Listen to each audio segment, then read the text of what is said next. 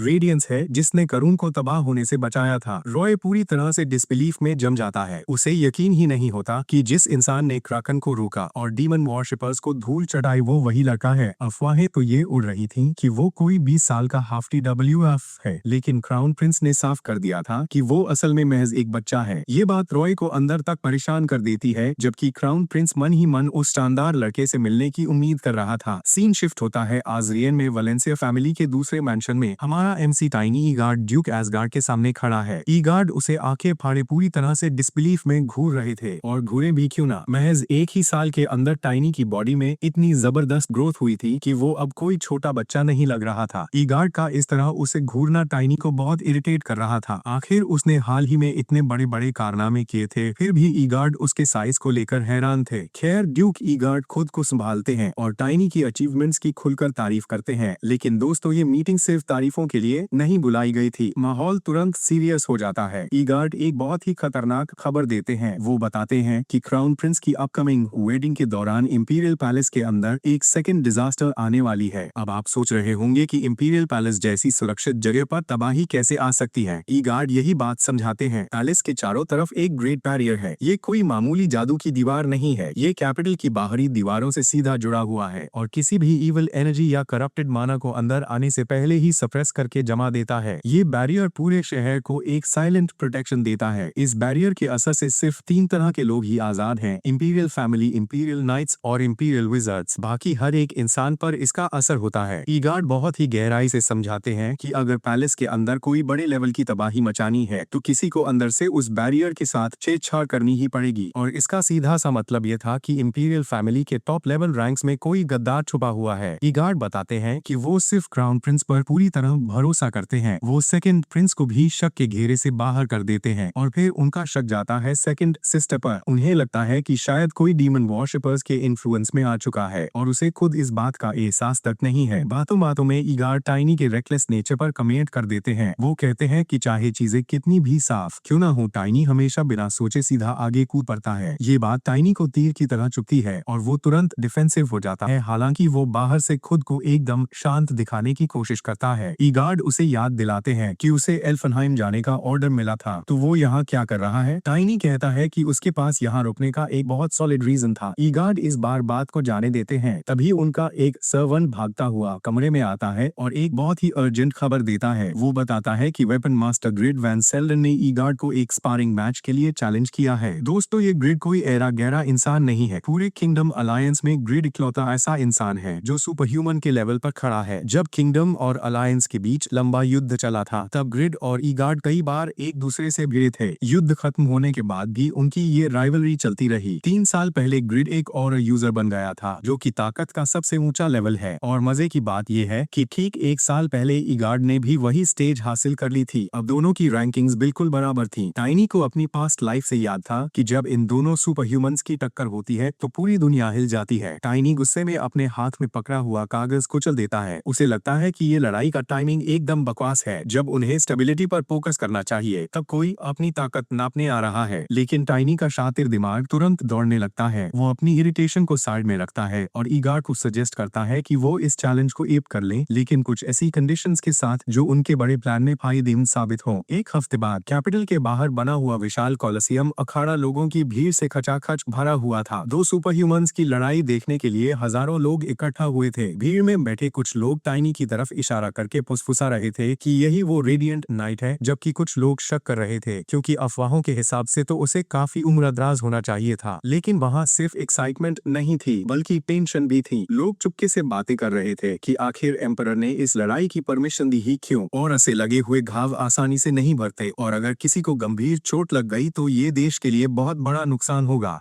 अफवाहें ये भी उड़ रही थीं कि एम्परर असल में क्राउन प्रिंस की शादी के खिलाफ है। ये सब सुनकर जीनस बहुत टेंशन में आ जाता है और ईगार्ड के पास जाकर अपनी चिंता जताता है। लेकिन ईगार्ड एकदम शांत थे। वो कहते हैं कि अगर एम्परर परमिशन नहीं भी देते तो भी वो खुद जाकर इसकी रिक्वेस्ट करते। उन्हें यकीन था कि एम्परर ने ये परमिशन भरोसे की वजह से दी है। टाइनी ईगार्ड को बहुत ध्यान से देख रहा था। उसे ईगार्ड के अंदर एक बदलाव नजर आता है। पहले के मुकाबले ईगार्ड अब इंपीरियल फैमिली के प्रति ज्यादा लॉयल्टी दिखा रहे थे और उनके अंदर का शक कम हो गया था। तभी पूरे अरीना में एक अनाउंसमेंट गूंजती है, क्राउन प्रिंस पधार रहे हैं। क्राउन प्रिंस के वहां आने से उन सारी अफवाहों पर पानी फिर जाता है जिनमें कहा जा रहा था कि वलेंसिया और इंपीरियल फैमिली के बीच कोई दुश्मनी चल रही है। टाइनी उन्हें बहुत बारीकी से ऑब्जर्व करता है। वो समझ जाता है कि एम्परर को अभी भी वलेंसिया परिवार से दिक्कत है और क्राउन प्रिंस इस बात को अच्छे से जानते हैं। फिर भी उनका इस सेंसिटिव माहौल में यहाँ आना साबित करता है कि उन पर फिलहाल भरोसा किया जा सकता है। क्राउन प्रिंस बहुत ही गर्मजोशी से एसगार्ड से मिलते हैं। फिर उनकी नजर टाइनी पर पड़ती है। टाइनी की रुकी हुई रुत और बढ़ी हुई हाइट देखकर प्रिंस एक पल के लिए उसे पहचान ही नहीं पाते। वो मुस्कुराते हुए टाइनी से कहते हैं कि उनकी फियांसी क्लो उसके स्पिरिट बीस्ट वॉलिंग को देखना चाहती है। टाइनी तुरंत समझ जाता है और अपनी माना को बहुत ही कंट्रोल के साथ इस्तेमाल करके वॉलिंग को समन करता है। लेकिन इस बार वो एक खूंखार भेड़िए की तरह नहीं बल्कि एक छोटे से प्यारे से कुत्ते के रूप में बाहर आता है ताकि कोई डरे नहीं। क्राउन प्रिंस उस छोटे से भेड़िए को गोद में उठाते हैं और टाइनी को तसल्ली देते हैं कि वो दोनों एक ही साइड पर हैं। क्राउन प्रिंस के जाने के बाद ईगार्ड टाइनी को बताते हैं कि उन्होंने प्रिंस को डीमन फॉलोअर्स के खतरे के बारे में पहले ही वार्न कर दिया है और पैलेस के अंदर खासकर क्लो के आसपास एक्स्ट्रा गार्ड्स लगा दिए गए हैं। टाइनी बिना किसी हिचकिचाहट के इस जिम्मेदारी को एक्सेप्ट कर लेता है। और दोस्तों, अब आता है असली मजा। पूरे कॉलोसियम में अचानक से एक बहुत ही घनी धुंध छाने लगती है। तापमान एकदम से गिर जाता है और दर्शकों में खलबली मच जाती है। उसी धुंध को चीरते हुए एक बेहद ही खतरनाक खतरनाक और भारी ऑरा के साथ ग्रिड अरीना में एंट्री लेता है। वो ईगार्ड की तरफ घूरते हुए कहता है कि ईगार्ड बिल्कुल भी नहीं बदला है। हवा में टेंशन इतनी भारी थी कि उसे चाकू से काटा जा सकता था। ईगार्ड भी अरीना के बीचों बीच आकर ग्रिड के सामने खड़े हो जाते हैं। ऑडियंस में टाइनी और जीनस एक साथ बैठे थे। जीनस के माथे पर पसीना था, वो काफी नर्वस लग रहा था। ग्रिड एक बहुत ही घमंडी हंसी हंसता है और ईगार्ड का मजाक उड़ाता है कि उसने ग्रिड का सामना करने की हिम्मत कैसे की। ईगार्ड बिल्कुल भी इम्प्रेस नहीं होते। वो ग्रिड को उसकी औकात याद दिलाते हैं कि बिना इनवाइट किए किसी ऑफिशियल सेलिब्रेशन में घुसकर तमाशा करना सिर्फ एक घमंड की निशानी है। ईगार्ड की ये फॉर्मल और कड़क टोन ग्रिड को बहुत चुभती है। ग्रिड ताना मारता है कि ईगार्ड के बात करने का ये तरीका किसी नोबल को शोभा नहीं देता। ईगार्ड बस एक हल्की सी मुस्कान देते हैं। वो कहते हैं कि किसी की वोकैबुलरी पर ज्ञान देने से अच्छा है कि ग्रिड अपने इस बेवकूफी भरे बर्ताव पर ध्यान दे। ईगार्ड अपनी माना को इकट्ठा करना शुरू करते हैं और कहते हैं कि ग्रिड की तरह बेशर्मों वाला बर्ताव करने से अच्छा है कि वो थोड़े रफ ही रहे। बातों का सिलसिला खत्म करते हुए ग्रिड भी अपनी भयानक माना रिलीज कर देता है। तभी होस्ट चिल्लाकर लड़ाई के रूल्स बताता है। ट्रांसेंडेंटेंट वेपन्स का इस्तेमाल पूरी तरह मना है और हाँ, सबसे बड़ी शर्त, जो भी ये लड़ाई हारेगा उसे जीतने वाले की हर एक डिमांड माननी पड़ेगी। ग्रिड अपनी तलवार निकाल लेता है। उसकी आंखों में पुरानी दुश्मनी का हिसाब चुकता करने की आदत थी। वो ईगार्ड का मजाक उड़ाता है कि उसने लड़ने के लिए सिर्फ एक स्वॉर्ड चुनी है। ग्रिड पूरे ओवर कॉन्फिडेंस में कहता है कि एक नया और यूजर होने के नाते वो ईगार्ड को आज उसकी सही जगह दिखाएगा। ग्रिड का ये घमंड ईगार्ड के गुस्से को भड़का देता है। ईगार्ड अपना हथियार उठाते हैं और एक सीधा बेहद खतरनाक हमला कर देते हैं, लेकिन ग्रिड उस वार को बहुत आसानी से अपनी ब्लेड से रोक लेता है। वो ईगार्ड की इस कमजोर कोशिश का मजाक उड़ाते हुए एक जोरदार काउंटर अटैक करता है, जिससे ईगार्ड हवा में पीछे की तरफ उड़ जाते हैं। ईगार्ड अभी अपना बैलेंस संभाल ही रहे होते हैं कि ग्रिड अपनी ट्रू स्वॉर्ड्समैनशिप दिखाने के लिए एक बहुत बड़ा हमला तैयार करता है। ग्रिड अपनी तलवार सीधी करके ईगार्ड की तरफ एक बुलेट की रफ्तार से बढ़ता है। सबको लगता है कि ईगार्ड अब नहीं बचेंगे, लेकिन भाई साहब, ईगार्ड एक बहुत ही बेसिक एज पैरी तकनीक का इस्तेमाल करते हैं। ग्रिड को शौक लगता है जब उसे एहसास होता है कि ईगार्ड ने इस सिंपल सी तकनीक का इस्तेमाल करके ग्रिड की पूरी डिस्ट्रक्टिव ऑरा और पावर को उसी की तरफ मोड़ दिया है। ईगार्ड पलटवार करते हुए एक जोरदार स्लैश मारते हैं, जिससे बचने के लिए ग्रिड को अपनी शील्ड का इस्तेमाल करना पड़ता है। दूरी बनाने के लिए ग्रिड हवा में ऊंची छलांग लगाता है। नीचे से ईगार्ड मजे लेते हुए कहते हैं कि इस शानदार प्रदर्शन के लिए शुक्रिया, अब मेरी बारी है। ग्रिड हवा में ही हंसता है और अपनी मैजिक का इस्तेमाल करके एक विशालकाय आइस एरो बना लेता है। वो तीर किसी उल्कापिंड की तरह सीधा ईगार्ड पर गिरता है और बूम, एक बहुत ही भयंकर धमाका होता है। ईगार्ड टूटती हुई जमीन पर खुद को संभालने की कोशिश कर ही रहे होते हैं कि ग्रिड उन्हें सांस लेने का मौका भी नहीं देता। वो अपनी सीक्रेट टेक्निक आइसिकल कैस्केड एक्टिवेट कर देता है। आसमान से नुकीले आइस स्पीयर्स की बारिश होने लगती है, लेकिन ईगार्ड उन भालों को सिर्फ एक मामूली परेशानी समझकर अपना गार्ड नीचे कर लेते हैं। ये उनकी बहुत बड़ी गलती साबित होती है। जैसे ही वो भाले जमीन से टकराते हैं, एक के बाद एक लगातार कई धमाके होते हैं। ग्रिड पागलों की तरह चिल्लाता है कि उसकी ये सीक्रेट टेक्निक ईगार्ड की सोच से कहीं ज्यादा खतरनाक है, लेकिन धुआं छिड़ने के बाद जो नजारा सामने आता है उसे देखकर ग्रिड के पसीने छूट जाते हैं। ईगार्ड सिर्फ एक गहरी सांस लेते हैं और अपनी तलवार को जोर से जमीन पर दे मारते हैं। इससे एक काउंटर एक्सप्लोजन होता है जो उस पूरे इलाके को एक सेकेंड में साफ कर देता है। ग्रिड शॉक में पत्थर बन जाता है कि ईगार्ड ने ये कैसे कर लिया। ऑडियंस में बैठे लोग खौफ से कांप रहे थे। इतनी भयानक स्पीड और ताकत देखकर उन्हें लग रहा था कि ये दोनों इंसान नहीं बल्कि कोई मॉन्स्टर्स हैं। लेकिन हमारा टाइनी मजे से मुस्कुरा रहा था। ईगार्ड ग्रिड को फिर से रोस्ट करते हैं और पूछते हैं कि क्या स्वॉर्ड्समैनशिप में इतना सारा मैजिक इस्तेमाल करना जरूरी है। ग्रिड भी मान लेता है कि वो सिर्फ एक तलवार के भरोसे ईगार्ड को नहीं हरा सकता। वो ईगार्ड को एक वर्दी ओल्ड नेमेसिस मानता है। अब शुरू होता है राउंड 2। ग्रिड जान से मारने के इरादे के साथ ईगार्ड पर टूट पड़ता है। दोनों की तलवारें जब टकराती हैं तो उनकी औरस के टकराव से इतना भयानक धमाका होता है कि स्टेडियम का बैरियर टूटने की कगार पर आ जाता है। बैरियर को संभालने वाले मेजिस को अपनी पूरी माना झोंकनी पड़ती है ताकि वो स्टेडियम को बचा सके। जीनस आंखें फाड़े ये सब देख रहा था। वो ग्रिड की फ्रीजिंग एट्रीब्यूट के इस्तेमाल की दाद देता है कि वो सच में एक मास्टर क्लास है। जब टाइनी उससे पूछता है कि कौन जीतेगा तो जीनस कंफ्यूज हो जाता है क्योंकि दोनों ही कमाल के ऑरा यूजर्स हैं। तभी अचानक ग्रिड पीछे की तरफ धकेला जाता है। वो अपनी तलवार घुमाता है और इस लड़ाई को हमेशा के लिए खत्म करने के लिए अपना फाइनल मूव तैयार करता है। टाइनी समझ जाता है कि ग्रिड की हार अब पक्की है। ग्रिड अपनी पूरी माना इकट्ठा करके ईगार्ड की तरफ दौड़ पड़ता है। इस बार उसने मैजिक और स्वॉर्ड दोनों को एक ही बार में मिला दिया था। उसके हथियार के चारों तरफ बर्फ के भाले बन जाते हैं और वो ईगार्ड पर सीधा हमला कर देता है, लेकिन ईगार्ड पीछे हटने के बजाय अपना फोर्स फील्ड एक्टिवेट कर देते हैं। ग्रिड के वो खतरनाक बर्फ के भाले ईगार्ड को छुए बिना ही हवा हवा में टूटकर बिखर जाते हैं। ग्रिड का दिमाग काम करना बंद कर देता है कि उसका इतना परफेक्ट हमला कैसे फेल हो गया। ग्रिड तुरंत अपना अगला पैंतरा चलता है। वो अपनी तलवार उठाता है और अंधाधुंध अपनी पूरी माना लहरों की तरह हर दिशा में छोड़ने लगता है। उसके हमलों की ताकत से पूरा अरीना हिलने लगता है। इतनी भयानक ताकत के सामने स्टेडियम का बैरियर टिक नहीं पाता। सबसे पहले ईस्टर्न सेक्शन का बैरियर टूटकर गिरता है और फिर देखते ही देखते वेस्टर्न सेक्शन भी चकनाचूर हो जाता है। नॉर्दर्न शील्ड में भी दरारें की लगती हैं। दर्शक अपनी जान बचाने के लिए घबराने लगते हैं। जीरस भी इस तबाही को देखकर सन्न रह जाता है, लेकिन किस्मत से किसी की जान नहीं जाती। जैसे ही धुआं पूरी तरह छटता है, होस्ट चिल्लाकर रिजल्ट का ऐलान करता है और विनर है एसगार्ड वान वलेंसिया। पूरा कॉलोसियम खुशी से झूम उठता है। लोग चिल्ला रहे थे कि एम्पायर के सोर्ड्समैन को किसी वेपन मास्टर की जरूरत नहीं है। जहां एक तरफ जीनस जैनस राहत की सांस ले रहा था, वहीं दूसरी तरफ ग्रिड कांपते हुए कदमों से आगे बढ़ता है। ग्रिड इस हार को सिप नहीं कर पा रहा था। उसे पूरा यकीन था कि उसका वो आखिरी वार ईगार्ड को सीधा लगा था, लेकिन फिर उसे याद आता है कि असल में हुआ क्या था। जैसे ही उसकी ब्लेड ईगार्ड तक पहुंचने वाली थी, ईगार्ड ने तुरंत खुद पर एक शील्ड लगा ली थी और उसी 1 मिलीसेकंड में ईगार्ड ने काउंटर अटैक किया था। ग्रिड को महसूस हुआ था कि उस पल उसकी पूरी बॉडी की माना बुरी तरह से ट्विस्ट दी गई थी और उसका सारा बैलेंस खत्म हो गया था। ग्रिड को समझ आ जाता है कि अगर ईगार्ड ने अपना वो वार बीच में ही ना रोका होता तो आज ग्रिड की मौत पक्की थी। इसी बात का एहसास होने पर ग्रिड ने सरेंडर किया था। वो ईगार्ड से इस अजीब सी तकनीक का राज पूछता है। ईगार्ड बहुत ही शांत आवाज में बताते हैं कि इस तकनीक का नाम है फोर्स फील्ड मैनिपुलेशन। ये सुनने में किसी मामूली जादू की तरह लग सकता है, लेकिन इसका असर कोई नहीं जुटला सकता। ग्रिड अभी भी शॉक में था कि आखिर ऐसी चीज कोई कैसे डेवलप कर सकता है, लेकिन ईगार्ड उसे और कुछ नहीं बताते। अब वक्त था शर्त पूरी करने का। ईगार्ड विनर थे, इसलिए वो अपनी डिमांड रखते हैं। ग्रिड अपने मन में सोच रहा था कि ईगार्ड पक्का उसे बेइज्जत करेंगे या कोई पॉलिटिकल नुकसान पहुंचाएंगे। उसे डर था कि इस हार से अलायंस की रेपुटेशन मिट्टी में मिल जाएगी। उसने सपने में भी नहीं सोचा था कि वो अपने इस पुराने दुश्मन से हार जाएगा, लेकिन एक प्रॉमिस तो प्रॉमिस है। ईगार्ड कोई खून या बेइज्जती नहीं मांगते। वो ग्रिड से कहते हैं कि उसे क्राउन प्रिंस की शादी खत्म होने तक इंपीरियल कैपिटल में ही रुकना होगा। बस यही उनकी शर्त थी। ये सुनकर पूरी ऑडियंस हैरान रह जाती है। लोग ईगार्ड की महानता की तारीफ करने लगते हैं कि उन्होंने अपने इतने पुराने दुश्मन को कितनी आसानी से छोड़ दिया, लेकिन ग्रिड के दिमाग की घंटियां बजने लगती हैं। उसे समझ आ जाता है कि इस सिंपल सी शर्त के पीछे पक्का कोई बहुत बड़ा राज छुपा है। ईगार्ड बस मुस्कुराकर कहते हैं कि वो खुद इस राज का पता लगा ले। ग्रिड गुस्से और फ्रस्ट्रेशन में वहां से चला जाता है। रातों रात ईगार्ड की जीत की खबर पूरे एम्पायर में आग की तरह फैल जाती है। लोग उन्हें एक नया नाम देते हैं, स्वॉर्ड एम्परर। अगले दिन जब टाइनी ये रिपोर्ट पढ़ता है तो वो मुस्कुरा देता है। उसे याद आता है कि उसकी पास टाइमलाइन में भी ईगार्ड को यही नाम मिला था। इसका मतलब था कि कुछ चीजें अभी भी उसी पुरानी दिशा में आगे बढ़ रही हैं। तभी दरवाजे पर दस्तक होती है। एक सबऑर्डिनेट बताता है कि ग्रिड उनसे मिलना चाहता है। ग्रिड बिना देरी किए कमरे में घुसता है, कुर्सी पर बैठता है और सीधा मुद्दे की बात पर आता है। लंबे समय की दुश्मनी की वजह से उन दोनों के बीच किसी फॉर्मेलिटी की जरूरत नहीं थी। ईगार्ड उसे बहुत ही कैजुअली ट्रीट करते हैं, लेकिन ग्रिड अड़ जाता है कि नोबल्स को अकेले में भी अपनी डिग्निटी मेंटेन करनी चाहिए, खासकर सबऑर्डिनेट्स के सामने। तभी हमारा टाइनी बीच में बोल पड़ता है। वो कहता है कि जिनके पास ताकत होती है उन्हें डिसिप्लिन में रहना चाहिए और ऐसी आदतें अक्सर किसी पेनफुल एक्सपीरियंस के बाद ही आती हैं। ये सुनकर ग्रिड भड़क जाता है कि ये बच्चा बीच में कैसे बोल रहा है, लेकिन टाइनी एकदम शांत रहता है और एक बहुत ही प्राइवेट राज खोल देता है। वो बताता है कि जब ग्रिड जवान था और उसे अपनी ताकत पर कंट्रोल नहीं था, तब उसने गलती से अपने ही कजन चचेरे भाई को मार दिया था। ये सुनते ही ग्रिड को जैसे बिजली का झटका लगता है। वो गुस्से में अपनी कुर्सी से खड़ा हो जाता है और चिल्लाता है कि इस लड़के को ये टॉप सीक्रेट बात कैसे पता चली। टाइनी बहुत ही आराम से जवाब देता है कि किसी अनदर टाइम में ये बात खुद ग्रिड ने ही उसे बताई थी। ग्रिड को लगता है कि ये लड़का पागल हो गया है। वो कहता है कि वो दोनों तो आज से पहले कभी मिले ही नहीं। तभी ईगार्ड बीच में आते हैं और एक और बहुत बड़ा सच ग्रिड के मुंह पर मारते हैं। वो बताते हैं कि जिस तकनीक ने ग्रिड को अखाड़े में हराया था, वो असल में इसी छोटे से लड़के टाइनी ने उन्हें सिखाई थी। ग्रिड गुस्से से उबलने लगता है। वो ईगार्ड को उनके पुराने निकनेम से बुलाता है और पूछता है कि आखिर ये सब क्या नौटंकी चल रही है। ईगार्ड समझ जाते हैं कि ग्रिड सच में बहुत फ्रस्ट्रेट हो चुका है, क्योंकि वो चिढ़ने पर ही उस निकनेम का इस्तेमाल करता है। ईगार्ड उसे शांत होने को कहते हैं और समझाते हैं कि ये मामला बहुत ही ज्यादा सीरियस है। ग्रिड खुद को शांत करने की कोशिश करता है। अगर ईगार्ड ने उसे यहाँ तक बुलाया है तो बात सच में बड़ी होगी। वो बड़बाता है कि ये सब किसी खतरनाक साथी पर भरोसा करने जैसा लग रहा है। टाइनी ग्रिड को बहुत ध्यान से देखता है और कहता है कि कुछ चीजें बताई नहीं जा सकती, उन्हें खुद एक्सपीरियंस करना पड़ता है। ये सुनकर ग्रिड का पारा फिर चढ़ जाता है। वो धमकी देता है कि अगर उसे एक और पहेली सुनने को मिली तो वो खुद को रोकेगा नहीं। टाइनी उसकी इस धमकी पर हंस देता है कि उम्र बढ़ने के बाद भी इस आदमी का गुस्सा कम नहीं हुआ। ईगार्ड बात संभालते हैं और सीधे पॉइंट पर आते हैं और तब टाइनी एक ऐसा सच बताता है जिससे ग्रिड के होश उड़ जाते हैं। टाइनी बताता है कि असल ओरिजिनल टाइमलाइन के हिसाब से ग्रिड इस साल 56 साल का होता। उन दोनों की मुलाकात आज से 15 साल बाद होने वाली थी, जब ग्रिड के नीले बालों में सफेद धारियां आने लगती। टाइनी की आवाज में जो कॉन्फिडेंस था वो ग्रिड को अंदर तक हिला देता है। ग्रिड शॉक में अपनी कुर्सी पर धम से बैठ जाता है। वो खुद को उस बूढ़े रूप में इमेजिन कर पा रहा था। वो पूछता है कि अगर वो बात सच है तो भविष्य में ऐसा क्या भयानक होने वाला है। टाइनी उसे तसल्ली देता है कि इस बार तबाही आने से पहले ही उसे रोक लिया जाएगा और इस बार 10 नाइट्स बीच में आएंगे। ग्रिड कंफ्यूज हो जाता है क्योंकि अभी दुनिया में सिर्फ 7 नाइट्स ही मौजूद हैं। वो बाकी 2 के बारे में पूछता है। टाइनी बताता है कि अभी उनसे कांटेक्ट नहीं किया जा सकता। उनमें से एक का नाम ग्रिम रीपर है जो अभी कहीं अपनी ट्रेनिंग कर रहा है और दूसरा डेमोनिक नाइट है जो अभी सेज के मैजिक टावर में है। ये नाम सुनकर ग्रिड को समझ आ जाता है कि मामला बहुत ही संगीन है। अगर ऐसे खतरनाक लोगों की जरूरत पड़ रही है तो खतरा सच में दुनिया को तबाह करने वाला होगा। ग्रिड आखिरकार समझ जाता है कि उसे कैपिटल में क्यों रोका गया है। उसे उस आने वाली तबाही को रोकने के लिए ही यहाँ रखा गया है। टाइनी भी बिना किसी हिचकिचाहट के इस बात को कंफर्म कर देता है। अब ग्रिड का दिमाग उस अजीब सी टेक्निक फोर्स फील्ड की तरफ जाता है जिसने उसे हराया था। वो उसका राज पूछता है। टाइनी मुस्कुराते हुए बताता है कि भविष्य में वो खुद टाइनी ईगार्ड को वो तकनीक सिखाता है। ये सुनकर ग्रिड को एक और शॉक लगता है। ग्रिड तुरंत पूछता है कि उन दोनों की जो पास्ट क्लैश हुई थी उसका ऑफिशियल रिजल्ट क्या था। टाइनी बताता है कि वो लड़ाई ड्रॉ रही थी, लेकिन धीरे धीरे ईगार्ड ने अपनी स्वॉर्ड्समैनशिप इतनी रिफाइन कर ली थी कि वो ग्रिड से आगे निकल गए थे और खुद ग्रिड ने ही उन्हें स्वॉर्ड मास्टर का खिताब दिया था। ग्रिड का ईगो हर्ट हो जाता है। वो इसे एक्ट करने से मना करता है और तुरंत एक और ड्यूअल की डिमांड कर देता है। टाइनी उसके पास जाता है और उसे ओरा पेशेंस धैर्य रखने को कहता है। वो ग्रिड को ऑफर देता है कि वो उसे वो सारी एबिलिटीज अभी बता सकता है जो ग्रिड को भविष्य में मिलने वाली थी। टाइनी धीरे से उसे कुछ बहुत ही सीक्रेट बातें और गाइडेंस बताता है। ये बातें सुनते ही ग्रिड की आंखें फटी की फटी रह जाती हैं। उसे अपनी ही ताकत के अंदर कई नई पॉसिबिलिटीज नजर आने लगती हैं। माहौल की टेंशन एकदम खत्म हो जाती है। तभी ग्रिड को एक और बात याद आती है। उसने बातों बातों में सुना था कि भविष्य में 5 ट्रांसेंडेंट वेपन्स होंगे, लेकिन अभी उसके पास सिर्फ 3 ही थे। टाइनी कंफर्म करता है कि हाँ, उनके हथियारों की गिनती बढ़ेगी, लेकिन ग्रिड के दिमाग में एक बहुत बड़ा सवाल घूम रहा था। वो पूछता है कि टाइनी उसे भविष्य की ये सारी जानकारी क्यों दे रहा है। क्या ये ज्ञान अपने पास रखकर फायदा उठाना ज्यादा समझदारी नहीं होती। टाइनी बिना पलक झपकाए जवाब देता है कि अगर चीजें सही दिशा में नहीं गई तो ये पूरी दुनिया खत्म हो जाएगी। वो कहता है कि उसे पैसों या रुतबे का कोई लालच नहीं है और सबसे बड़ी बात, उसे ग्रिड पर पूरा भरोसा है कि ग्रिड अपनी जान देकर भी अपना वादा निभाएगा। टाइनी की ये बातें ग्रिड के दिल को छू जाती हैं। ग्रिड जोर से हंस पड़ता है और सारी टेंशन को हवा में उड़ा देता है। वो मानता है कि अब शक करने का कोई मतलब नहीं बनता और वो उनके इस प्लान में शामिल होने के लिए तैयार हो जाता है। ईगार्ड तुरंत ग्रिड को वार्निंग देते हैं कि ये सारी बातें इस कमरे से बाहर नहीं जानी चाहिए। ग्रिड ताना मारते हुए कहता है कि वो कोई बेवकूफ नहीं है। तभी टाइनी उसे एक बहुत ही शक भरी नजर से देखता है और याद दिलाता है कि भविष्य में ग्रिड और हाइनन अक्सर सीक्रेट रखने का दावा करते थे, लेकिन आखिर में हमेशा कोई ना कोई बवाल खड़ा कर ही देते थे। ग्रिड को ये बात बुरी लगती है, लेकिन वो इसे पूरी तरह से झुठला भी नहीं पाता। ईगार्ड बहुत ही ब्लंट तरीके से ग्रिड को समझाते हैं कि जब कुछ समझ ना आए तो हीरो बनने से अच्छा है चुप रहना। ग्रिड बेमन से ये एडवाइस मान लेता है और वहाँ से चला जाता है। ग्रिड के जाने के बाद टाइनी और ईगार्ड खिड़की के पास खड़े होते हैं। टाइनी पूछता है कि क्या उसे इतना सब कुछ बताना सही था। ईगार्ड पूरे कॉन्फिडेंस में थे। वो कहते हैं कि ग्रिड की ताकत उनके लिए बहुत जरूरी है। भविष्य में ग्रिड ही एम्पायर और अलायंस के बीच होने वाली नेगोशिएशंस का सेंटर बनेगा। टाइनी भी मान लेता है कि ग्रिड अपना वादा जरूर निभाएगा, लेकिन एक चिंता अभी भी टाइनी को खाए जा रही थी। वो ईगार्ड से पूछता है कि वो जीनस को इस सब के बारे में कब बताएंगे। ईगार्ड ओढ़ा रुकते हैं। टाइनी को लगता है कि अगर जीनस को पहले से पता होगा तो वो आने वाले खतरे के लिए खुद को तैयार कर सकेगा, लेकिन ईगार्ड फैसला करते हैं कि वो अभी जीनस को कुछ नहीं बताएंगे क्योंकि ये सच उस पर बहुत भारी बोझ डाल देगा। टाइनी अड़ जाता है कि चूंकि वो जीनस की बहुत इज्जत करता है, इसलिए उन्हें हर सिचुएशन के लिए तैयार रहना चाहिए। ईगार्ड मान जाते हैं और बताते हैं कि वो और क्राउन प्रिंस हर चीज पर बहुत बारीकी से नजर रखे हुए हैं। जब टाइनी क्राउन प्रिंस को लेकर अपना डिस्ट्रस्ट जाहिर करता है तो ईगार्ड उसका कारण पूछते हैं। टाइनी बताता है कि इंपीरियल फैमिली का ये इतिहास रहा है कि वो अपनी इंटरनल पावर के चक्कर में अपने ही देश को बर्बाद कर देते हैं। ईगार्ड उसे सावधान रहने को कहते हैं क्योंकि इंपीरियल इंटेलिजेंस एजेंसी पक्का उनके बारे में जानकारी निकाल रही होगी। टाइनी मानता है कि उसे सबसे ज्यादा डर इस बात का है कि शायद इस पूरे बवाल में डीमन फॉलोअर्स का कोई हाथ ही ना हो। ईगार्ड समझाते हैं कि अगर ये सिर्फ गद्दी की लड़ाई हुई तो वो लीगली इसमें दखल नहीं दे पाएंगे। टाइनी को एहसास होता है कि इसका मतलब तो ये है कि कैपिटल उनके आंखों के सामने तबाह हो जाएगा और वो कुछ नहीं कर पाएंगे। भले ही ईगार्ड को लगता था कि पैलेस का डिफेंस नहीं टूटेगा, लेकिन टाइनी को अभी भी पूरा शक था कि इंपीरियल फैमिली का कोई ना कोई मेंबर डीमन फॉलोअर्स के साथ मिला हुआ है। जब ईगार्ड टाइनी से उसका प्लान पूछते हैं तो टाइनी याद दिलाता है कि वो वलेंसिया के कानूनों से बंधा हुआ नहीं है। वो एक बहुत ही शैतानी स्माइल ग्रिन देता है और कहता है कि उसका प्लान सिंपल है, उन गद्दार इंपीरियल्स को ढूंढो, उन्हें बुरी तरह पीटो और फिर वहां से भाग जा। ईगार्ड को ये प्लान एकदम पागलों वाला लगता है, लेकिन वो आखिरकार बहस करना छोड़ देते हैं। इसके बाद उनका पूरा फोकस टाइनी की फिजिकल ग्रोथ और माना पर आ जाता है। ईगार्ड नोटिस करते हैं कि टाइनी ब्लीडर रैंक तक पहुंचने के बहुत ही करीब है और वो खुद टाइनी को ट्रेन करने का ऑफर देते हैं। टाइनी को याद आ जाता है कि पास्ट लाइफ में ईगार्ड की ट्रेनिंग कितनी जानलेवा होती थी, लेकिन फिर भी वो इसके लिए तैयार हो जाता है और फिर शुरू होता है 1 महीने का बेहद ही खतरनाक और इंटेंस ट्रेनिंग सेशन। इस 1 महीने में टाइनी ने अपनी ताकत की सारी हदें पार कर दी थी। उसने भारी हथियारों को बहुत ही प्रिसिजन के साथ चलाना सीख लिया था। उसके हथौड़े के वार इतने भयानक थे कि वो अपनी माना का इस्तेमाल करके असली के टॉर्नेडोज बना सकता था। टाइनी खुद को लगातार पुश कर रहा था। ईगार्ड को अभी भी चिंता थी कि टाइनी का वो पागलों वाला प्लान उसे एक वांटेड क्रिमिनल बना देगा, लेकिन टाइनी अपना पूरा फोकस सिर्फ अपनी माना को बढ़ाने पर लगा रहा था। कुछ समय बाद जीनस वहां आता है। ईगार्ड उसे बताते हैं कि टाइनी बस ब्लेडर रैंक हासिल करने ही वाला है। ईगार्ड जीनस को ऑर्डर देते हैं कि जब टाइनी ऑफिशियली ब्लेडर बन जाए तो जीनस ड्रैगन एसआई बेस पर जाकर रिपोर्ट करे। जीनस को अभी भी शक था कि एक बच्चा इतनी जल्दी इतना कुछ कैसे अचीव कर सकता है, लेकिन जैसे ही जीनस ट्रेनिंग एरिया के अंदर कदम रखता है उसके होश उड़ जाते हैं। उसके ठीक सामने एक विशालकाय टॉर्नेडो घूम रहा था। वो देखता है कि टाइनी अपनी लिमिट्स को तोड़कर एक ऐसी सीक्रेट टेक्निक का इस्तेमाल कर रहा है जो सिर्फ ब्लेडर्स ही कर सकते हैं। तभी बूम, पूरे कमरे को हिला देने वाला एक भयानक धमाका होता है। मलबे के टुकड़े हवा में उड़ने लगते हैं और जीनस को अपना चेहरा छुपाना पड़ता है। धुआं छिड़कने के बाद पता चलता है कि टाइनी ने टर्बुलेंट स्टॉर्म नाम की उस बेहद खतरनाक तकनीक को सक्सेसफुली एग्जीक्यूट कर लिया था। टाइनी अपनी इस जीत का जश्न मना ही रहा होता है कि तभी उसे अपनी बॉडी पर इस ताकत का असर महसूस होता है। उसकी पीठ में दर्द होने लगता है और उसके पेट से जोरों की आवाजें आने लगती हैं। उसकी माना उसकी बॉडी को इस नई ताकत के हिसाब से ढालने अडैप्ट के लिए मजबूर कर रही थी। जीनस चुपचाप ये सब देख रहा था और फिर वो तालियां बजाने लगता है। वो इम्प्रेस भी था और उसे मजा भी आ रहा था। वो मानता है कि उसने सपने में भी नहीं सोचा था कि कोई इतनी कम उम्र में ब्लीडर बन सकता है। टाइनी जीनस को देखकर ओड़ा कंफ्यूज होता है कि वो यहाँ क्यों आया है। जीनस बताता है कि ईगार्ड ने ही उसे यहाँ टाइनी की ट्रेनिंग देखने भेजा था। टाइनी मन ही मन एसगार्ड को गालियां देता है। तभी टाइनी के पेट से फिर गुड़ गुड़ की आवाज आती है। जीनस मुस्कुराते हुए कहता है कि शायद लिंच का टाइम हो गया है। टाइनी भी मान लेता है कि इतनी खतरनाक ट्रेनिंग के बाद वो सच में भूख से मर रहा है। जीनस उसे साथ में लिंच करने का ऑफर देता है और कहता है कि उसे एक बहुत इंपॉर्टेंट डिटेल भी शेयर करनी है। टाइनी के पूछने पर जीनस उसे पास के ही एक बहुत अच्छे रेस्टोरेंट में ले जाता है। रास्ते में टाइनी नोटिस करता है कि उसके बाल लाल रंग में रंगे हुए हैं। वो चिढ़कर पूछता है कि क्या सच में इसकी जरूरत थी। जीनस बताता है कि ये खुद एसगार्ड का डायरेक्ट ऑर्डर है। चूंकि टाइनी को एक सीक्रेट मिशन पर भेजा जा रहा है, इसलिए उसका छुपकर रहना बहुत जरूरी है। रेडिएंट नाइट के तौर पर उसकी पहचान पहले से ही पूरी दुनिया में फैल चुकी थी। जब वो लोग सड़क से गुजर रहे थे तो आसपास के लोग टाइनी को देखकर फुसफुसा रहे थे। वो अंदाजा लगा रहे थे कि शायद ये लड़का कोई मिक्स ब्लड एल्फ है और उसके अजीब से लाल बालों पर कमेंट कर रहे थे। और फिर चलते चलते जीनस बहुत ही चुपके से टाइनी को उसका नया पहचान बताता है। वो कहता है कि आज से उसका नाम टॉरिन है, जो वलेंसिया फैमिली का एक नाइट इन ट्रेनिंग है और वो ऑफिशियली जैनस का एड बनकर रहेगा। टाइनी को ये नाम और एसगार्ड की ये स्ट्रिक्ट ऑर्डर्स बहुत इरिटेटिंग लग रहे थे। वो अपनी फ्रस्ट्रेशन जाहिर करता है, लेकिन जैनस तुरंत उसे टोकता है और अपनी लैंग्वेज पर ध्यान देने की वार्निंग देता है। टाइनी माफी मांगता है और मानता है कि उसे बहुत डाउट और फ्रस्ट्रेशन फील हो रहा है। जैनस उसे तसल्ली देता है और समझाता है कि अपने इमोशंस को कंट्रोल करने से माइंड और बॉडी एक साथ जुड़ते हैं, जो हायर लेवल्स तक पहुंचने के लिए एक बहुत स्ट्रॉन्ग फाउंडेशन बनाता है। ये वही लेसन था जो जैनस ने खुद एसगार्ड से सीखा था। ये बात सुनकर टाइनी को अपनी पास्ट लाइफ की एक याद आ जाती है। उसे याद आता है कि कैसे एक बार उसने कुछ लोगों को बहुत बुरी तरह पीटा था और अस्टीना ने उससे पूछा था कि क्या सच में उन्हें इतनी बुरी तरह पीटने की जरूरत थी। टाइनी ने तब माना था कि शायद नहीं। तब अस्टीना ने भी उसे यही समझाया था कि अगर वो अपने इमोशंस को कंट्रोल करना सीख लेगा तो वो जिंदगी में कहीं ज्यादा बड़ी चीजें अचीव कर पाएगा। प्रेजेंट में वापस आते हैं। टाइनी नोटिस करता है कि ब्लेडर रैंक तक पहुंचने के बाद उसकी माना का रंग बदल गया है। जैनस उसे समझाता है कि वलेंसिया फैमिली की सीक्रेट ग्रोथ टेक्निक के हिसाब से किसी की भी माना का रंग उसकी विल पावर और उसकी सोल के एसेंस को दिखाता है। अपने दिमाग को शांत रखने से इंसान अंदर से मजबूत बनता है। टाइनी को एहसास होता है कि ये रंग असल में उसकी सोल को रिफ्लेक्ट कर रहा है, लेकिन वो सोचता है कि ये अचानक बदला कैसे। जैनस बताता है कि ऐसा इसलिए हुआ है क्योंकि उसके अंदर एक स्पिरिट फॉर्म हो गई है जिसने उसकी सोल की पावर को कंडेंस कर दिया है। ये सुनकर टाइनी का खुराफाती दिमाग दौड़ने लगता है। वो तुरंत एक एक्सपेरिमेंट करने की सोचता है। वो अपने एक हाथ में अपनी माना और दूसरे हाथ में अपनी सोल एनर्जी को इकट्ठा करता है। एक साइड एकदम हल्की महसूस हो रही थी और दूसरी साइड बहुत भारी। जेनस हैरान होकर पूछता है कि वो आखिर क्या करने की कोशिश कर रहा है। टाइनी अपना पूरा फोकस लगाता है, उन दोनों अलग अलग एनर्जीज को एक साथ कंप्रेस करता है और फिर उन्हें एक कंट्रोल्ड एक्सप्लोजन के रूप में रिलीज कर देता है। दोस्तों, इसका नतीजा इतना भयानक था कि एक विशालकाय सर्कल आसमान की तरफ उठता है और हवा का एक बेहद खतरनाक ब्लास्ट पैदा होता है। आसपास खड़े सारे लोग इस धमाके से बुरी तरह डर जाते हैं। जेनस तो आंखें फाड़े इस नजारे को देखता ही रह जाता है। वो शौक में कहता है कि ये तो इनक्रेडिबल है। टाइनी कंफर्म करता है कि हाँ, वो अब इस टेक्निक का इस्तेमाल कर सकता है। जेनस का तो दिमाग ही काम नहीं कर रहा था कि जो उसने अभी देखा वो सच भी है या नहीं। टाइनी मानता है कि उसे खुद भी ये पूरी तरह समझ नहीं आया है, लेकिन उसे पता है कि उसने एक बहुत बड़ा ब्रीथ थ्रू हासिल कर लिया है। जेनस हंसते हुए कहता है कि सिर्फ एक ही दिन में इतनी लार्ज स्केल टेक्निक सीख लेना कोई मजाक नहीं है। टाइनी उसे इस गाइडेंस के लिए थैंक्स कहता है। जेनस मुस्कुराकर कहता है कि इसमें थैंक्स की कोई बात नहीं है, आखिर वो दोनों फैमिली ही तो हैं। बाहर सड़क पर लोग अभी भी टाइनी को देखकर खौफ खा रहे थे और एक दूसरे को उससे दूर रहने की वार्निंग दे रहे थे। चलते चलते वो दोनों एक बहुत ही शानदार और एक्स्ट्रावेगेंट रेस्टोरेंट के सामने पहुंचते हैं। ये जगह खास तौर पर नोबल्स के लिए बनी थी। टाइनी शिकायत करता है कि ये जगह कुछ ज्यादा ही फैंसी है और सजेस्ट करता है कि उन्हें मैंशन में ही खाना खा लेना चाहिए था। जेनस मुस्कुराता है और उसे याद दिलाता है कि वो ब्लू विंग नाइट्स के कैप्टन को अंडर एस्टिमेट करने की गलती ना करे। अंदर जाने के बाद भाई साहब टाइनी खाने पर ऐसे टूट पड़ता है जैसे जन्मों का भूखा हो। वो एक के बाद एक प्लेट्स खाली करता जा रहा था और वेटर्स बस उसे सर्व करते करते थक रहे थे। जेनस शॉक में उसे घूर रहा था। उसे यकीन ही नहीं हो रहा था कि एक इंसान इतना ज्यादा खाना कैसे ठूंस सकता है। टाइनी मन ही मन सोच रहा था कि उसकी माना अब काफी बढ़ चुकी है। उसका ग्रेविटी एट्रीब्यूट भी पहले से डबल हो गया है और अब सिर्फ दुनिया के सबसे स्ट्रॉन्गेस्ट ओपोनेंट्स ही उसका मुकाबला कर सकते हैं। जेनस परेशान होकर पूछता है कि क्या उसका पेट भर गया। टाइनी बड़ी मासूमियत से कहता है कि उसे अभी और खाना है। तभी वेटर आकर बिल बताता है। टाइनी ने अकेले ही 150 सर्विंग्स खा ली थी, जिसका टोटल बिल 11 गोल्ड कॉइंस बना था। जेनस रोते हुए दिल के साथ भारी मन से वो बिल पे करता है। वो मेन्यू कार्ड को घूर रहा था और टाइनी उससे पूछता है कि उसने खुद सिर्फ एक ही डिश क्यों खाई। तभी टाइनी की नजर रेस्टोरेंट के बाहर लगे साइन बोर्ड पर पड़ती है और फिर वो जेनस को देखता है। उसे तुरंत समझ आ जाता है कि ये कोई ऑर्डिनरी रेस्टोरेंट नहीं है। इससे पहले कि टाइनी कुछ और पूछता, जेनस अपनी उंगली से माना का एक हल्का सा फ्लिक करता है और उनके आसपास की सारी आवाजें ब्लॉक हो जाती हैं। एक परफेक्ट साउंड प्रूफ बैरियर बन चुका था। टाइनी ये देखकर हैरान था कि जेनस का अपनी माना और एट्रीब्यूट्स पर कितना गजब का कंट्रोल है। जेनस बताना शुरू करता है कि बाहर से देखने में ये सिर्फ एक हाई एंड रेस्टोरेंट लगता है, लेकिन असलियत में ये ड्रैगन एसआई का कैपिटल हेडक्वार्टर है। ड्रैगन्स आई इंपीरियल फैमिली की सबसे बड़ी इंटेलिजेंस एजेंसी थी। जेनस बताता है कि फिलहाल क्राउन प्रिंस खुद इस ऑर्गेनाइजेशन को संभाल रहे हैं। वो कहता है कि वलेंसिया फैमिली के लिए इस वक्त पूरी कैपिटल में इससे ज्यादा सेफ जगह और कोई नहीं है। एसगार्ड का ही ऑर्डर था कि टाइनी को यहाँ लाया जाए। टाइनी को समझ आ जाता है कि इंपीरियल इंटेलिजेंस नेटवर्क की पहुंच कितनी गहरी है, लेकिन जेनस के यहाँ आने का एक और बहुत बड़ा रीजन था। थ्रो की शादी में सिर्फ 10 दिन बचे थे और उस शादी में सिर्फ इंपीरियल फैमिली, इंपीरियल नाइट्स और वलेंसिया फैमिली के डायरेक्ट डिसेंडेंट्स ही इनवाइट किए गए थे। इस रूल को बाईपास करने के लिए ही टाइनी को एक एड का डिस्गाइज दिया गया था ताकि वो ईगार्ड के साथ अंदर जा सके। ईगार्ड को इंपीरियल नाइट्स की स्किल्स पर बिल्कुल भी भरोसा नहीं था। टाइनी कहता है कि अगर ऐसा है तो उन्हें जल्दी निकलना चाहिए, लेकिन जेनस उसे याद दिलाता है कि वो अभी एक अंडरकवर एड है। फिर जेनस उसे एक एड्रेस देता है और कहता है कि इमरजेंसी में इसका इस्तेमाल करना। टाइनी उस डॉक्यूमेंट को देखकर पूछता है कि ये क्या है। जेनस बताता है कि ये एक सीक्रेट आर्टिफैक्ट की लोकेशन है। चूंकि टाइनी पहले से ही करून वाले आर्टिफैक्ट को प्रोटेक्ट कर रहा है, इसलिए जेनस को पूरा भरोसा था कि वो इसे भी संभाल लेगा। थोड़ी देर सोचने के बाद टाइनी पूरे कॉन्फिडेंस के साथ कहता है कि वो ये काम कर लेगा। जेनस उसे उस मैप को अच्छे से याद करने को कहता है। जब वो वहाँ से निकल रहे होते हैं तो टाइनी गलती से किसी से टकरा जाता है। पहले तो वो उसे इग्नोर करता है, लेकिन फिर उसकी तेज नजरें उस आदमी के डिस्गाइज को चीरकर असलियत देख लेती हैं। वो कोई और नहीं बल्कि खुद क्राउन प्रिंस था। अगले ही पल टाइनी क्राउन प्रिंस के ठीक सामने बैठा था। क्राउन प्रिंस भी टाइनी को यहाँ देखकर काफी हैरान थे। टाइनी बिना वक्त बर्बाद किए सीधे पॉइंट पर आता है। वो प्रिंस से कहता है कि उसे पता है कि एसगार्ड और प्रिंस मिलकर सारे डीमन फॉलोअर्स को ढूंढने की कोशिश कर रहे हैं। प्रिंस इस बात को कंफर्म करते हैं और टाइनी की एबिलिटीज पर अपना पूरा भरोसा जताते हैं। तब टाइनी उनसे एक बहुत बड़ी डिमांड करता है। वो कहता है कि प्रिंस उसे इंपीरियल फैमिली के इंटरनल मैटर्स के बारे में सब कुछ बता दे ताकि वो आने वाले किसी भी खतरे के लिए पहले से तैयार रह सके। जब क्राउन प्रिंस तुरंत कोई जवाब नहीं देते तो टाइनी को लगता है कि शायद उसने कुछ ज्यादा ही बड़ी बात बोल दी है। वो मन ही मन सोचने लगता है कि ईगार्ड पक्का उसे इस बदतमीजी के लिए बहुत डांटेगा, लेकिन तभी क्राउन प्रिंस उसे सब कुछ बताने के लिए राजी हो जाते हैं। उन्होंने ड्रैगन एसआई के जरिए पहले ही बहुत सारी इंफॉर्मेशन इकट्ठा कर ली थी। प्रिंस पूछते हैं कि टाइनी आखिर क्या जानना चाहता है। टाइनी सीधा पूछता है कि क्या प्रिंस को इंपीरियल फैमिली के अंदर किसी पर शक है जो उन्हें सत्ता से हटाना ओवरथ्रो चाहता हो। क्राउन प्रिंस जो खुलासा करते हैं वो सुनकर टाइनी के होश उड़ जाते हैं। प्रिंस बताते हैं कि ऐसे एक दो नहीं बल्कि 3 लोग या ग्रुप्स हैं जो ये बगावत कर सकते हैं। सबसे पहला नाम था सेकंड एम्प्रेस का, जो प्रिंस के छोटे भाई की मां थी। टाइनी हैरान रह जाता है कि प्रिंस को अपने भाई से ज्यादा उसकी मां पर शक है। प्रिंस बताते हैं कि ऐसी अफवाहें हैं कि सालों पहले एम्परर ने सेकंड एम्प्रेस की फैमिली को पूरी तरह तबाह कर दिया था क्योंकि उन्होंने एम्परर के प्रपोजल्स ठुकरा दिए थे। हालांकि ये सिर्फ एक रूमर था, लेकिन अगर ये सच है तो एम्प्रेस के पास बगावत करने का एक बहुत बड़ा मोटिव मकसद है। जब टाइनी दूसरे सस्पेक्ट के बारे में पूछता है तो प्रिंस इंपीरियल नाइट्स का नाम लेते हैं। चूंकि मेजिस के मुकाबले नाइट्स के साथ हमेशा अनफेयर ट्रीटमेंट होता है, इसलिए वो बगावत करने वाले सबसे प्राइम सस्पेक्ट्स में से एक है। लेकिन दोस्तों, जो तीसरा नाम क्राउन प्रिंस लेते हैं वो सबसे ज्यादा शॉकिंग था। वो नाम था खुद उनके पिता यानी द एम्परर का। प्रिंस बताते हैं कि उन्हें असली वजह तो नहीं पता, लेकिन उनके पिता के दिल में एसगार्ड के लिए बहुत गहरी नफरत ग्रज भरी हुई है। खास तौर पर एसगार्ड की उस फेमस विक्ट्री के बाद से तो ये नफरत और भी बढ़ गई है। एसगार्ड पूरे एम्पायर में जितना पॉपुलर हो रहा है, एम्परर उस बात से उतने ही ज्यादा चिड़े हुए हैं। प्रिंस टाइनी को बहुत ज्यादा सावधान रहने की वार्निंग देते हैं। रिपोर्ट्स के हिसाब से एम्परर एक बहुत ही खतरनाक सीक्रेट मिलिशिया खुफिया फौज कंट्रोल करते हैं जिनकी ताकत अनगिनत है। चूंकि ये एक टॉप सीक्रेट बात थी, इसलिए प्रिंस टाइनी को इसे राज रखने को कहते हैं। टाइनी इस इंटेल के लिए उन्हें थैंक्स कहता है। फिर क्राउन प्रिंस उठ खड़े होते हैं क्योंकि उन्हें क्लो को एम्परर से मिलवाने के लिए ले जाना था। सीन शिफ्ट होता है क्लो की तरफ, जो अपनी एटिकेट लेसन्स शिष्टाचार की क्लास खत्म कर रही थी। उसकी टीचर उसे इतनी जल्दी सब कुछ सीखने के लिए प्रेज करती है और फिर क्लास खत्म करके चली जाती है। टीचर के जाते ही क्लो की थकान साफ दिखने लगती है। उसे समझ नहीं आ रहा था कि इस बात से क्या फर्क पड़ता है कि वो कैसे बैठती है या अपने हाथों को कहाँ रखती है। इन दिनों वो विवियन से सिर्फ रात में ही मिल पाती थी। इस सारे स्ट्रेस की वजह से उसे लगने लगा था कि इससे अच्छा तो वो खुद को टेम्पल के लिए ही डिवोट कर देती। तभी दरवाजे पर उसके फियांसे क्राउन प्रिंस के आने की अनाउंसमेंट होती है। क्लो उसे देखकर सरप्राइज हो जाती है और कहती है कि वो आजकल कुछ ज्यादा ही चक्कर लगा रहे हैं। ये सुनकर प्रिंस थोड़े ब्लश करने लगते हैं। वो बहुत ही शर्मीले अंदाज में कहते हैं कि बस क्लो का चेहरा देखने से ही उनका पूरा दिन बन जाता है। ये प्यारी सी बात सुनकर क्लो के गाल भी लाल हो जाते हैं। थोड़ी देर बाद प्रिंस असली मुद्दे पर आते हैं। उन्हें आज सुबह क्लो को अपने पिता एम्परर से मिलवाने ले जाना था। क्लो कहती है कि उसे याद है। तब प्रिंस उससे एक बहुत बड़ी रिक्वेस्ट करते हैं। वो कहते हैं कि अगर एम्परर आज कुछ भी ऑफेंसिव या बुरा भला कहे तो क्लो